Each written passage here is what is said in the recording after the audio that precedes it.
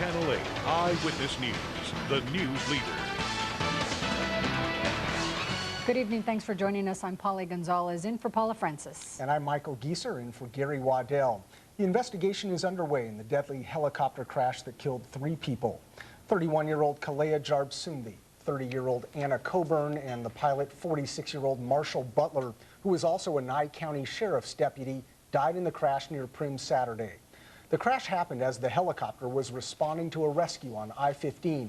One of the victims, Kalea Jarbsundi, had been taken in by the family of Clark County Commissioner Mary Kincaid Chauncey in her teen years and was also engaged to be married.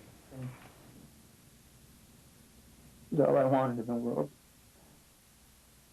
I'm so happy I got to spend the time that I had with her. And we had some very great memories. The families of the victims say they want answers about what happened. The National Transportation Safety Board says it could take some time before a cause of the crash is determined. After the crash, Mercy Air closed 2 of its 3 bases in southern Nevada to help its employees who are grieving over the loss of their co-workers and friends. They also want to assure employees that flying in helicopters is safe. Channel 8 Eyewitness News reporter Janine Gill has the story. It's a quiet morning for this Mercy Air helicopter pilot. Not only is he grieving the loss of his 3 co-workers, but he's one of the few crew members on duty in southern Nevada.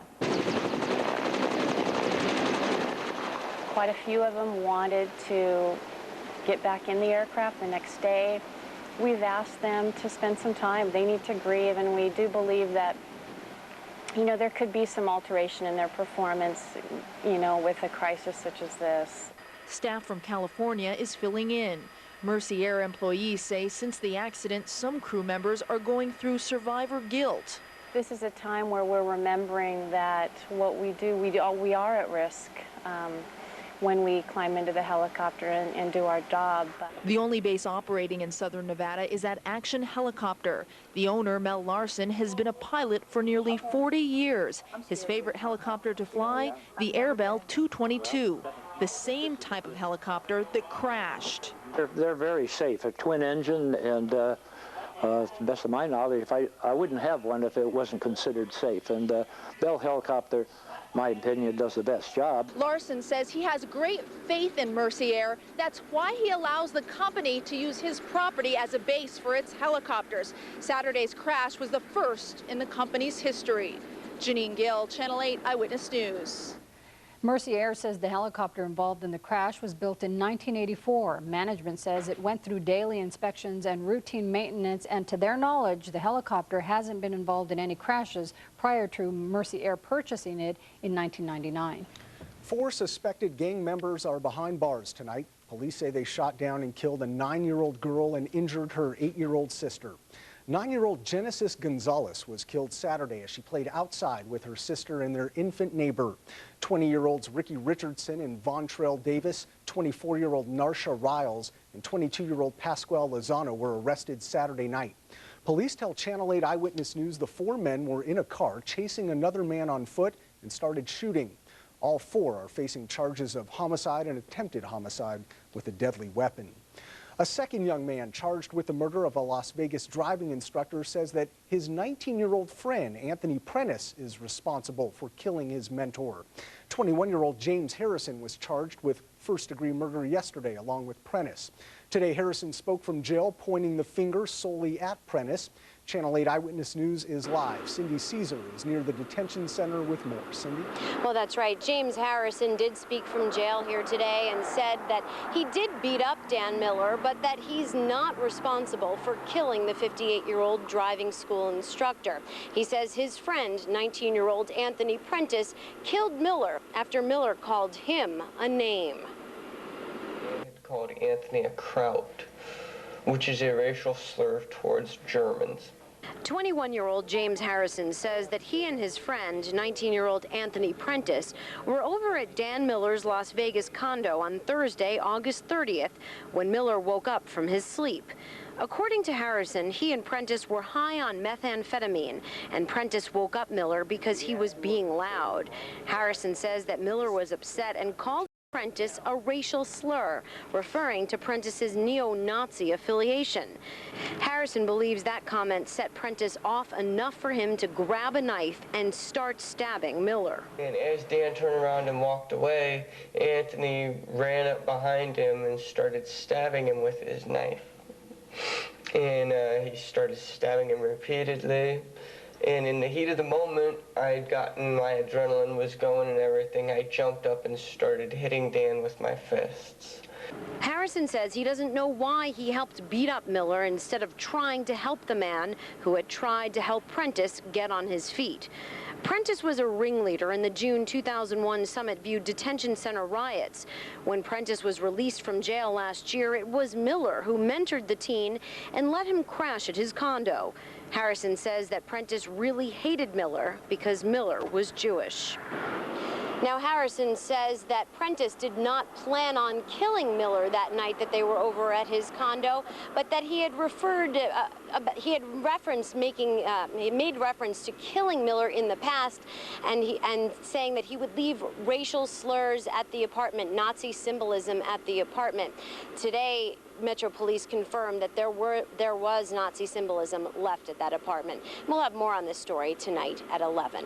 Cindy Cesare, Channel 8 Eyewitness News, live. All right, Cindy, thanks for that report. Nevada's oldest health maintenance organization celebrated its 20th anniversary today. Health Plan of Nevada now has more than 250,000 members, 260,000 more to be exact, and HPN is still growing. But not everyone is celebrating that growth. Channel 8 Eyewitness News is live. Erik Levine joins us from University Medical Center with more. Erik? Well, Polly, good evening. If you've been to the hospital, if you've been to the doctor's office, you probably have insurance, and there's a good chance that that insurance comes from a health maintenance organization like HPN. Well, Health Plan of Nevada celebrated their 20th anniversary today, and while more and more customers appear to be opting for these plans, not all of the Valley's doctors are excited.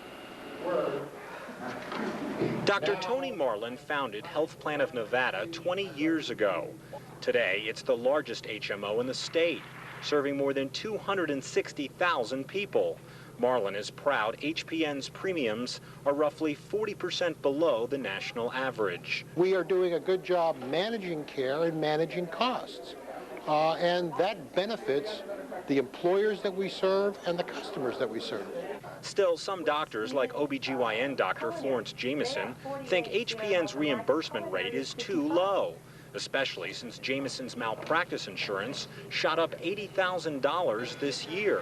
Unfortunately, I have to look now at the bottom line, and they are really well below Medicare rates, and well below what I can literally pay my overhead with. Others blame hospitals for a health insurance system that is still not affordable to everyone. We, as the patients and as the public, have to pay more just so the insurance companies can survive, because they're being gouged by the hospitals.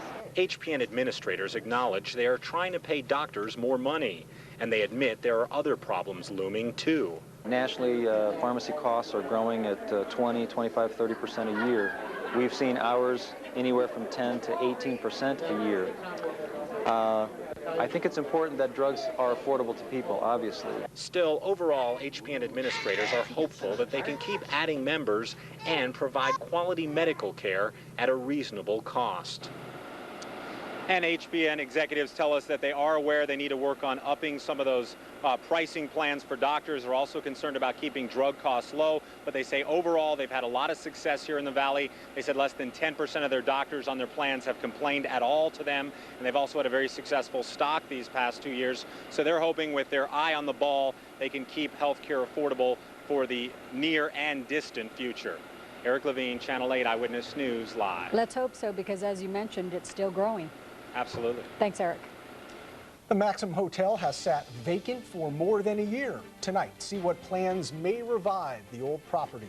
Plus, we know September 11th changed our world. Just ahead, see how some of the changes there are that you may not have expected. But first, Kevin Janison is here with a first look at your neighborhood weather. Kevin. Michael and Paulie, some pretty pleasant autumn-like weather we're experiencing now, but there are some thunder showers right around the periphery of southern Nevada. We'll show you exactly where they are and where we expect them to move. Plus, we'll show you how warm and cool it was in your neighborhood today and have the 7-day forecast. Just a few minutes away. Eyewitness News will be right back.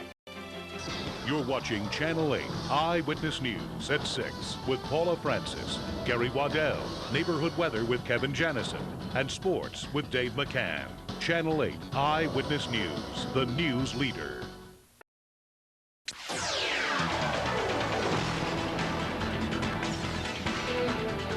A casino just off the Strip is getting a second chance at life. A Kentucky-based company is buying the Maxim Hotel and Casino. Plans to reopen it within the year. Channel 8 Eyewitness News is live. Lisa Johnson is at the Maxim with details of the sale. Lisa. Hey, Michael, the Maxim's doors could be reopening as soon as 9 months from now. That Kentucky-based company, Columbia Sussex Corporation, has agreed with Westin Hotels to open a property here. Now, a company spokesperson says they plan to mainly go after business travelers and conventioneers. Let's take a look at the history. The hotel opened in the late 70s, but by the late 90s, it was already struggling. The Maxim closed its casino in 1999, unable to attract the gamblers who were going to the glitzier casinos lining the Strip. Its rooms and restaurants remained open, though, but the expected conventioneers the hotel targeted never placed their bets on the off-strip property. The Maxim was eventually forced to close its doors August 13th, 2001. And that company spokesperson says that as they continue to try to go after the business travelers and the conventioneers, they also hope to attract some of the tourists. The property sits just feet from the Strip and just blocks down from Restaurant Row here on Flamingo. They also plan to open a small casino just as an amenity for its guests. Again, it could be opening 9 months from now. The price tag, by the way, Michael, $38 million. Lisa Johnson, Channel 8 Eyewitness News Live. Any casino opening is fun in Las Vegas. That's right. All right, thanks a lot. The world, the country, and our community has changed since the attacks on America. Tonight, we see just how much it's changed in the past year since September 11th.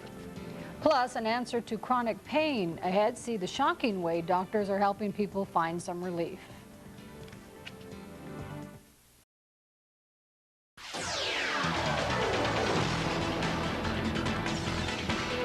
Like the bombing of Pearl Harbor and the assassinations of John F. Kennedy and Martin Luther King Jr., Americans will never forget September 11th.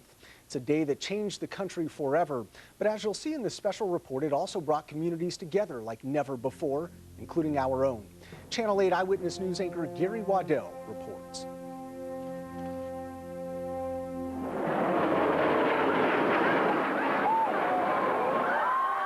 On September 11th, Las Vegans, like most Americans, couldn't take their eyes off their television screens. I just didn't believe it. And then I watched it again, and I gulped, and then you start to cry. Shelley Hickman watched TV that day, too, from a maternity room at a local hospital. It kind of actually, I guess, was kind of surreal, you know, just thinking as, you know, she was being born, so many families were grieving. Her daughter Chloe was born at 2:49 p.m. It's pretty much the same reaction. Oh my gosh, you know, she has a birthday to remember, and what, you know, what a day to be born. And most people do say, well, that does show you, though, that, you know, good things happen that day too. Locally, lines stretched out the doors of local blood banks. I myself went to a blood bank that day, and it was remarkable because the entire blood bank was just filled with people who were trying to give a little bit of themselves to help somebody else. Southern Nevadans opened their wallets, too. Channel 8 alone raised more than $1 million during a week-long telethon, more than any television station in the country. Attendance at local churches also soared. Someone has said that there are no atheists in foxholes, and I don't think there are any enemies in foxholes either. I think as a country, we came out of it more unified. But remembering 9/11 means grieving. We're not in shock anymore, and we're more likely to feel some of the sorrow, I think. Local schools will observe the anniversary with a moment of silence and plenty of classroom discussion. I think it's important for our country to talk about it. Those lives should not be just forgotten. That was a lot of lives, and they're all part of us, Americans. Many Las Vegans are suffering from 9/11's economic side effects. We had a few members in our church that were related to some people that passed in the event. But economically, it struck through us like a bolt of lightning. Local charities say the number of people seeking food, rent, and utility assistance has grown since September 11th, but donations, especially financial ones, are down 20%. I think we've gotten a little tired of people that have been hurt by September 11th, and I think that we're basically saying to them, now come on, pull yourself up by your own bootstraps. Time will tell in different ways whether the sense of community following 9/11 will continue. I think we have a spirit of patriotism that has lasted through the year. I think we're more aware of living in this country and what it means to be free. I think that stays with us. But then we'll see what happens when folks have to vote, whether or not they're going to use that time to express themselves at the polls, which I think is very, very important as far as being a good citizen. Because actions always speak louder than words. But even though these terrible things happen, God still brings us good things in our life that we can still find joy from and be happy about, and you just have to embrace those things, I guess. Channel 8 Eyewitness News will have complete live team coverage of the Attacks on America anniversary. Gary Waddell and Paula Francis will join us live from New York City, while George Knapp will join us live from Washington. All this to remember the day that changed America, September 11th. Some Valley students are remembering the events of September 11th. Students at McWilliams Elementary School spent their morning creating cards and other artwork to send to firefighters in New York City. Many students told Eyewitness News the project brings back vivid memories of a day they'll never forget. It reminded me of the firefighters and the people that died. A Valley psychologist says the art project is a good form of self-expression and part of the healing process. The cards and other art will be sent to New York a little later this week. In tonight's Channel 8 Medical Breakthroughs, doctors are using a new technique to destroy tumors, cancerous and non-cancerous alike. It's called cryoablation. Doctors pump freezing gas through a tumor. Because the gas is so cold, it stops the pain around the tumor. The gas then freezes the tumor to death. Doctors are using the technique on women with non-cancerous breast tumors. They're also looking at using the technique on kidney cancer. By the way, yesterday was the 8th of the month, Buddy Check 8 Day, the day we remind you to do a breast self-exam and remind your buddy to do one as well. If you'd like a free kit to show you how to do a breast self-exam, just call 82-CHECK and we'll send you a Buddy Check 8 kit free. The kit contains a shower card with instructions on how to do a breast self-exam and calendar stickers to remind you when to do one. Well, people who suffer from chronic pain don't always find relief with drugs, nerve blocks, behavioral therapy, and spinal cord stimulation. But in tonight's Medical Breakthroughs, Paula Francis explains how a new type of treatment can help these patients when all else fails. Pain has taken center stage in Pauline Key's life the past couple of years. It started showing up about 2 years ago, and it's gotten worse.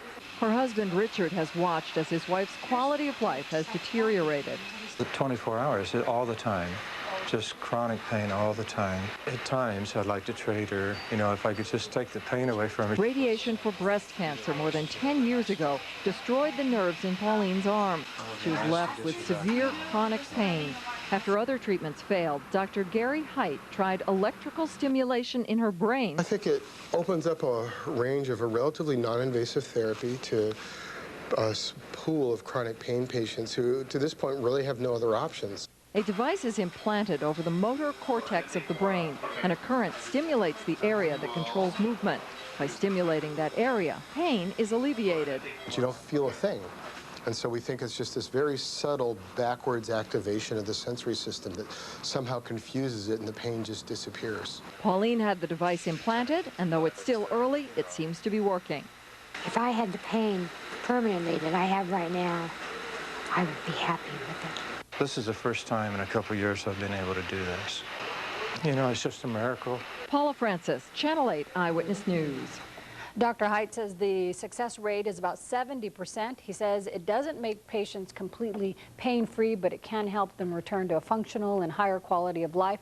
The device is FDA approved and can be used to help any pain due to nerve damage, such as diabetic neuropathy and pain after stroke. For more information about this treatment, send us a self-addressed stamped envelope. Make sure to write "Jolt Away Pain" on the front. You can also find information on our website. All right. Well, comfortable weekend. I'm afraid to ask what the upcoming week holds in store, but Kevin is here to tell us. No reason to be afraid, Michael. You will feel no pain with this forecast. We have been in a pleasant roll here weather-wise over the last couple of days. Not quite the same story off the southeastern coast as tropical storm. It's actually subtropical storm because of his origins. Gustav making its way toward the North Carolina coast. These are pictures from Atlantic Beach, North Carolina. Of course, the surfers love this stuff. Winds are already up to 45 miles per hour. May get a little stronger, but lots of rain expected to hit coastal parts of not only North Carolina, but South Carolina too. Real-time neighborhood weather back home. We'll start near M.L. King and Gary in North Las Vegas at Fitzgerald Elementary. They're at 92 degrees. Down in Boulder City, it's already down to 85 and calm. Humidity at 24%. A block off Water Street in downtown Henderson, they're sitting at 87. And near Jones and Tropicana, it's 89 right now with 19% humidity. Did you get outside this morning and feel these low temperatures? This was good stuff. Some neighborhoods down into the 50s as we started the day. Everybody else in the low to mid 60s. Outside the valley, 44 on the mountain. Pahrump all the way down to 48. Sandy Valley bottomed out at 46. This afternoon we warmed up, but it was nice because humidity was low, breeze was light. Couple of 97s, Windmill in Paradise, Flamingo and Boulder Highway, also up near Cary and Hollywood. On the other end, DI and the Beltway topped out at 90. It was 66 on the mountain all the way up to Death Valley's 107. At McCarran today, the top temperature and even 90, half a dozen below normal, 62. This was the coolest morning we've had in nearly 4 months. You have to go back to the 23rd of May. Air quality for the most part in the good category and around the country. Here's Gustav winding his way westward. The remnants of Faye still raining heavily in parts of Texas, and this front producing some strong storms through the nation's midsection. We, of course, are right here, and if you look to the east, you could have seen some of these clouds in Arizona still going on with a couple of thunderstorms down there. The flow of moisture is trying to drift westward. The line is right there, and of course we are right about here, and we do believe this moisture will wobble westward just slightly, giving us a smidgen's chance for a thundershower. I think we'll see some in southern Nevada, but mainly south and east of the Las Vegas Valley. That'll be with us for tomorrow and probably into early Wednesday. Then high pressure builds in as all this shoves off to the east. Wait till you see the weather for the end of the week, too. First tonight, 68 degrees, couple of clouds, again, mainly south and east of town. And that's the same story for tomorrow, although we will have some clouds overhead. The chance for showers and thunderstorms, while I'm hopeful, I'm not optimistic they'll make it into town. In fact, we think they'll be from Laughlin, maybe up toward Overton and Mesquite and points eastward. Otherwise, 90 degrees in town for the high. We'll be in the low 90s with a few clouds through Thursday. Then we'll banish the clouds and have a pleasant weekend with highs in the mid-90s and overnight lows in the upper 60s. It was something to wake up this morning and feel that cooler air. Very unusual. Don't get used to it yet. No. There'll be more time down the road, but it was nice. But it was nice. Somewhat painless. Absolute pain-free is what we guarantee over here. All right, Kevin. Thanks. Okay. President Bush is making a plea for help. He wants support for a possible war on Iraq. See what he's doing to rally allies. And later we'll introduce you to a man who has used music to honor those who lost their lives during the attacks on America.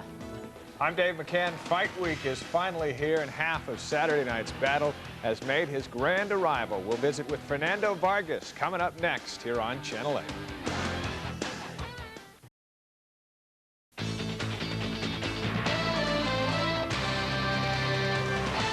Fight Week is finally here. Oscar de la Hoya fights Fernando Vargas Saturday night at Mandalay Bay. This is a mega fight, and it's sold out. Vargas was the first to roll into town this afternoon, and Channel 8's Chris Maathuis was there to meet him. It's a festive mood at Mandalay Bay where tropical birds, a mariachi band, and fans led a welcoming party for ferocious Fernando Vargas. Biggest fight of your career? Absolutely. I'm very happy. I feel great. You got to figure Saturday's fight here at Mandalay Bay for Oscar de la Hoya, it's all about respect. On the other hand, for Fernando Vargas, it's all about bad blood. Maybe that's a good thing for you because you got that power. Definitely. I look forward to that. Vargas rolled into Las Vegas with former champion Julio Cesar Chavez by his side, and in his heart, a load of confidence. If I feel ready to go, put everything on the line. Do you feel you're better prepared than you've ever been? Ever, than ever. You guys will see at the weigh-in how I look. He's never trained harder for a fight nor been more focused. I'm already done with the hard work. Now it's basically, you know, stay focused, say what I got to do. And I look forward to this. It's been a long time coming. It's a party atmosphere at Mandalay Bay. At every turn, there's an indication that, as Top Rank's Bob Arum says, this is truly the fight everybody wants to see. Are you ready for the fight? Yeah? If I feel ready to go, put everything on the line. What do you predict, Fernando? ¿Qué es tu pronóstico? The win. Va a ganar. As simple as that, a win? Simple as that. Will it be De La Hoya's experience or Fernando's power? We shall find out for real on Saturday. Reporting from Mandalay Bay, Chris Maathuis, Eyewitness Sports. All right, thank you, Chris. Oscar De La Hoya scheduled to arrive at the top of the hour. We'll have that covered for you tonight on Eyewitness News at 11. UNLV is enjoying its first win of the season. The Rebels ran past Kansas on Saturday, 31-20. Jason Thomas ran for a couple of scores and threw for another. This week, the Rebels hit the road for the first time and played Oregon State. We caught up with John Robinson this afternoon. We'll hear from the coach in 20 minutes. For this fight, there's an energy brewing. It's going to be quite a night. It's going to be good. Yeah. The hype is already there. It has begun. About 2 years ago, it seems, is when it started. Thanks, Dave. See you in a bit. All right, Dave. There's more news straight ahead on Channel 8 Eyewitness News live at 6:30. The president is looking for support for his Iraq plans. See who we talked to today. And his job requires him to put his life on the line for strangers, but that's not the only thing that's made him a hometown hero.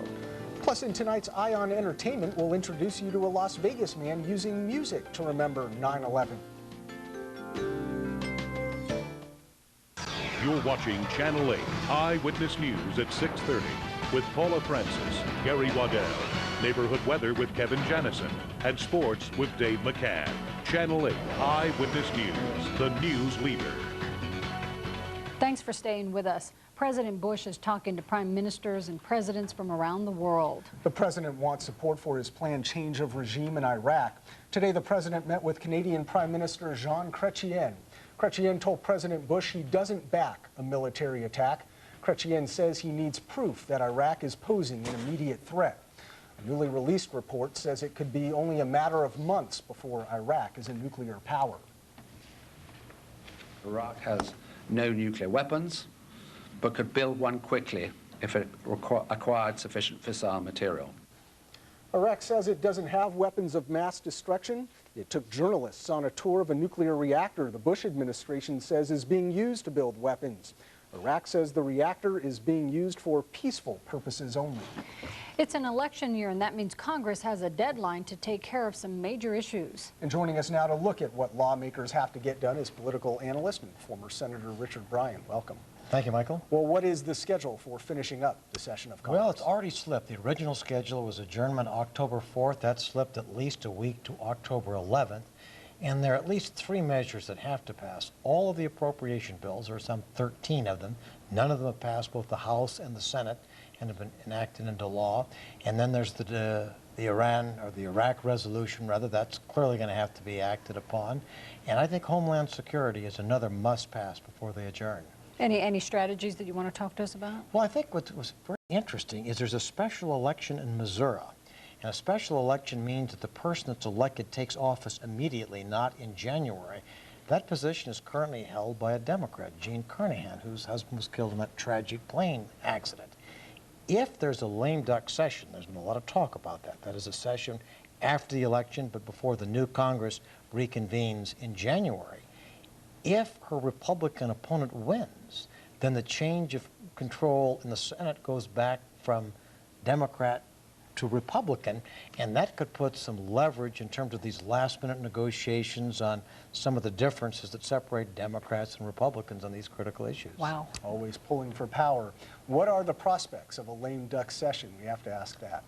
Well, neither party really likes one. It's often said that no good comes out of a lame duck session, but I must say they've got an awful lot left to do in a very short period of time, just a month. Some of these issues are contentious and ought to take some legitimate time. The Iraq resolution of support is going to take at least a couple, 3 days. They lost a good part of the preceding week through the ceremonial attendance at the New York convening of the joint session of Congress, all of which is terribly important in the environment in which we're operating. But they've really got a lot to do and not much time to do it. They only got 5 days of each of the next, literally, 4.5 weeks to get this all done. So it's going to be a toss-up as to whether they get to the finish line in time. And we'll be watching them. Very interesting. Thanks for joining us. After the helicopter crash that killed 3 people over the weekend, many people are wondering about the safety of helicopters. Here's the latest on tonight's top stories. Mercy Air closed 2 of its 3 bases in southern Nevada. It was a Mercy Air helicopter that crashed near Primm on the weekend. Employees from California are working at the only open base. Nevada employees have time off to deal with the loss of colleagues and friends. The second young man charged in the death of Las Vegas driving instructor talked to Eyewitness News today. James Harrison says it was his friend Anthony Prentice who started stabbing Dan Miller. Harrison says Miller made remarks about Prentice's neo-Nazi beliefs. Prentice is already charged in the murder of 58-year-old Dan Miller. Health Plan of Nevada celebrated its 20-year anniversary today. The HMO serves more than 260,000 people in the state. Despite all the people it covers, not everyone is happy about HPN. A doctor we spoke with says the company's reimbursement rate is too low. HPN says rising hospital and prescription drug costs are making it difficult to pay more to doctors. There are a lot of ways to define a hero. One could be the number of lives he or she touches. Fire Chief Joseph Planck definitely qualifies because of the number of people he has helped is endless.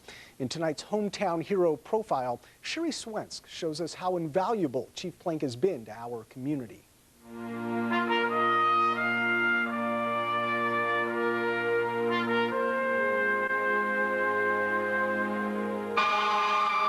Responding to the call for help is second nature to firefighters. But Clark County Fire Chief Joseph Planck goes far beyond the call of duty to help those in need, putting out fires of tragedy and misfortune every day. I got a letter today from somebody who just wants some money to feed her kids. He'll make sure they get it, and probably more. The chief is known around Fire Station 18 as St. Joseph, and his office is filled with testimonies to his kindness. Here's a big thank you. My son got me in. It started with Helen J. Stewart. The little boy wasn't going to have a birthday cake unless I brought him one. And I took him a cake and some ice cream. No deed is too small or too big. He's started adopt-a-family Christmas programs, raised money for cancer patients, and even began a firefighters burn fund to help heal families devastated by fire. It got started with the death of 2 young girls. I was called out that night to talk to the firefighters, and I wound up being placed with a family. I think that's the first time I've ever really been with a family that lost so much. Chief Planck seems like he's always involved in helping people out. He's got a big heart. He's always been that way. The chief's giving comes from a grateful heart for his own family. Married 37 years with 3 kids and 6 grandkids, he is a proud papa. That is the day my son graduated from rookie school and I was allowed to pin his badge on him. He's going to be there to take over when I leave. I'm real proud of him. The pride of brotherhood among firefighters is especially strong. When 9/11 rocked the country, the shockwaves rolled right through southern Nevada. I'm really proud of the guys that were back there doing their job. They knew when they went into that building the dangers they were in, but they did their job. The total devastation and the tremendous loss of life, it's just really emotional. For me, it is. Chief Planck says those heroes should inspire all of us to answer the calls for help 24/7. There's people out there every day that's going to need help from somebody. Those of us that have so much, if we just give a little bit, really help out a lot of people.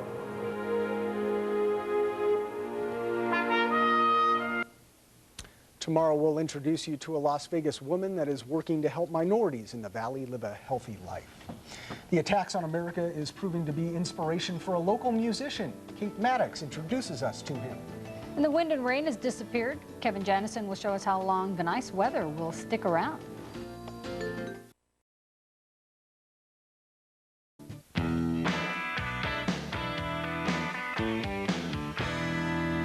We all had a reaction to the attacks on America a year ago this week. Many artists took their reactions and used them to create paintings, plays, or music. Well, joining us now with one of those artists is entertainment reporter Kate Maddox. Yeah, local guy, and it looks like it's really taken off for him.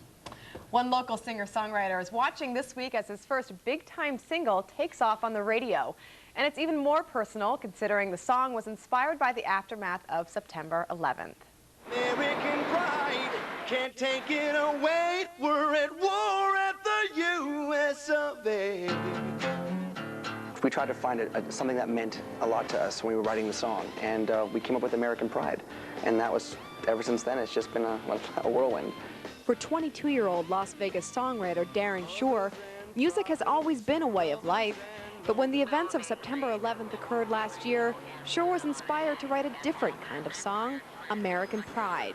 And now that record is hitting the airwaves all across the country. But it says a lot about today's society, that people can actually thrive off of something so positive, and that people don't want to hear the negative anymore. They want to hear something that's uplifting today. And I'm really proud to be part of something as special as that. Darren's CD didn't come out until Thursday morning, but by Thursday afternoon it was already in rotation on rock station KKLZ.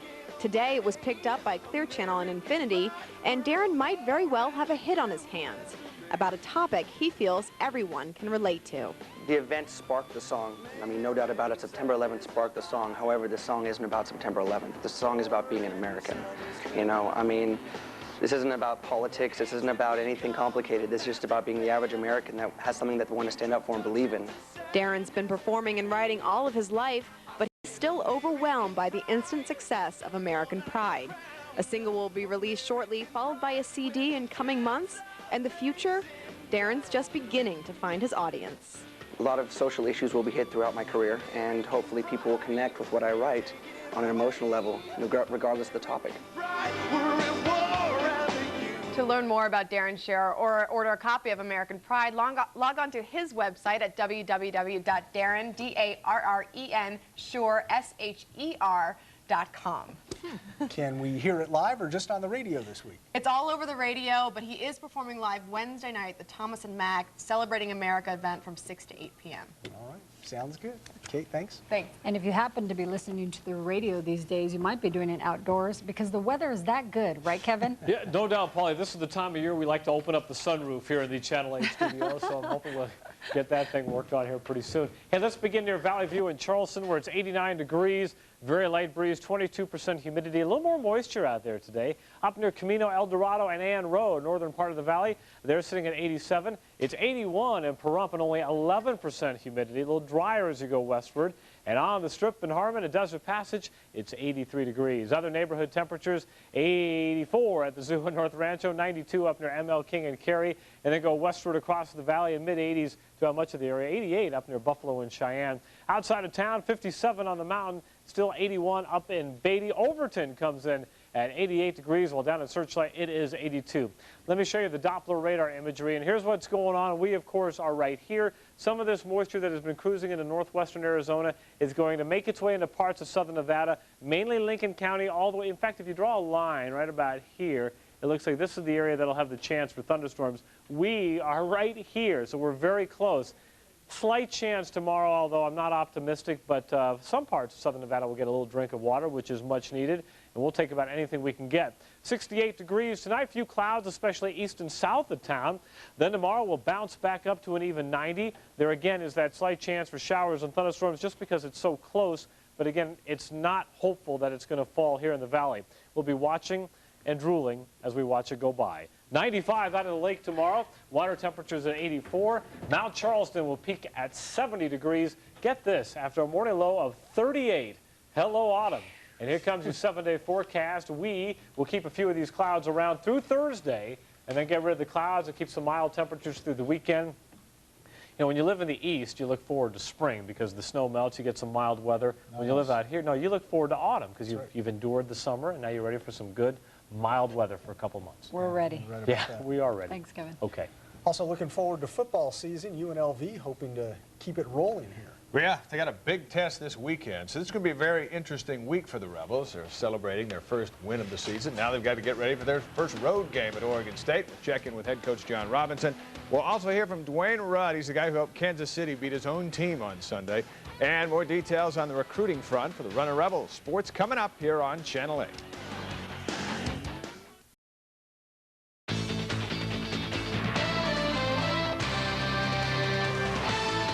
It's going to be an interesting week of practice for UNLV, the team coming off their first win of the season, and they'll hit the road for the first time at Oregon State. UNLV seemed to cure its turnover problem against Kansas, and they got things going. They claim to have one of the best defenses in the country, and that's an impressive claim. I think they're very confident about their team and where they'll wind up in the Pac-10. So we've got our hands full, and it's a good test for us. You know, I'm worried about their passing. I mean, they're a good running team, but not a great running team so far. A year ago, they were a very good running team, but they've lost some of the offensive line. I think they've done an excellent job of mixing the run and the pass. They're passing well down the field, so I think those are concerns. John Robinson has never lost to Oregon State as a coach. He's 11-0. He did lose to the Beavers as a player when he was at Oregon many moons ago. The coach is also close to some personal history. A win Saturday will give him 200 career victories. Sunday in the NFL was full of wild and crazy plays, but none more bizarre than what we saw at the end of the Chiefs and Browns game. Time running out here. Trent Green under pressure. Dwayne Rudd thinks he's got a sack. Then Green laterals to his offensive lineman, John Tate. While Tate's running down the field, Rudd takes off his helmet to celebrate what he thinks is the end of the game. But the game wasn't over, and Rudd's penalized for taking off his helmet, gives the Chiefs one more play, and they win the game. I thought everybody was walking to meet on the 50 to shake hands. I looked back, and everybody's looking at me, so I knew that he had called the penalties. And I said, I understand the rules, but I didn't think the rule would apply, being that I thought I had sacked him, and I thought he was in the grass. And like I said, I didn't see the completion anyway, so it was just it was a freak, crazy play. It was a play that cost the Browns a victory and spoiled what looked to be a great start to the season for Cleveland. The Runnin' Rebels are expecting more good news on the recruiting front. Guard Michael Ume is expected to give his verbal commitment in the next day or two. Last week, 6'4" guard John Winston gave his verbal commitment. UNLV will have to wait till November to get a decision out of this guy, Trevor Ariza. Ariza visited campus over the weekend and enjoyed his stay. Told us his choice will be between UNLV, Oregon, UCLA, Florida, and Georgia. Ariza, Winston, and Ume are all highly touted high school seniors, with Ariza ranked among the top 15. If they can land this fella, huge coup. One, that they're great players, and they're all seniors. We give them 4 years, maybe even 5 if they redshirt to try and get it done. Got to work on that, Dave. Yeah, Oscar De La Hoya will have him tonight at 11. All right. Thanks. Stay with us. We'll be right back.